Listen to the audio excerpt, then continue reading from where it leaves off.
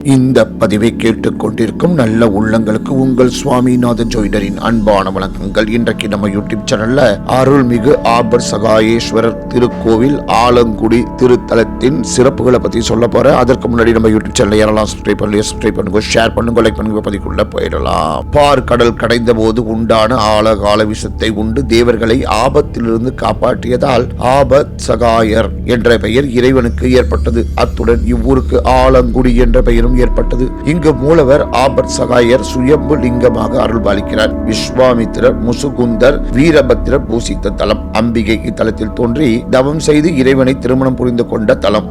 தட்சிணாமூர்த்தி இத்தலத்தில் சிறப்பு கடவுளாக விளங்குகிறார். வியாழக்கிழமையில் இம்மூர்த்தியை வழிபடுவோர் எல்லா நலன்களும் பெறுவர். நாக தோஷம் உடையவர்கள் இத்தலத்தை வழிபட்டு தோஷம் நீங்க பெறுகின்றனர். தட்சிணாமூர்த்தி உற்சவராக தேரில் பவனி வருவது தமிழகத்திலேயே இங்கு மட்டும்தான். இப்போதும் இங்குள்ள சுந்தரர் சிலையில் அம்மை தழும்புகள் இருப்பதை காணலாம். இக்கோவில் சோழர்களால் கட்டப்பட்டது.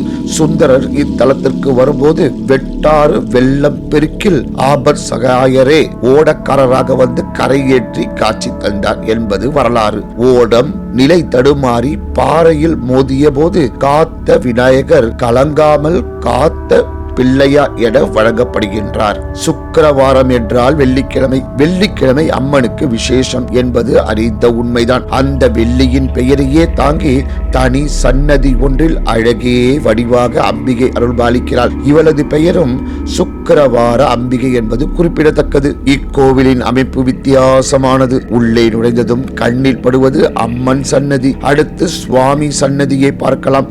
இதன் பிறகு குரு சன்னதி வரும். மாதா பிதா குரு என்ற அடிப்படையில் இக்கோவில் அமைந்திருப்பதாக கருதப்படுகின்றது. நாகதோஷம் நீங்கவும், பயம் குழப்பம் நீங்க இங்குள்ள விநாயகரையும், திருமண தடை நீங்கவும், கல்வி வேள்விகளை சிறந்து விலகவும் இங்கு பிரார்த்தனை செய்கின்றனர். இருப்பிடம் திருவாரூர் மன்னார்குடி ரோட்டில் 30 கிலோமீட்டர் தொலைவில் ஆலங்குடி உள்ளது என்று கூறி இந்த சிறப்பான அமைப்பை நிறைவு செய்கின்றேன். நன்றி, வணக்கம், வாழ்க வளமுடன்.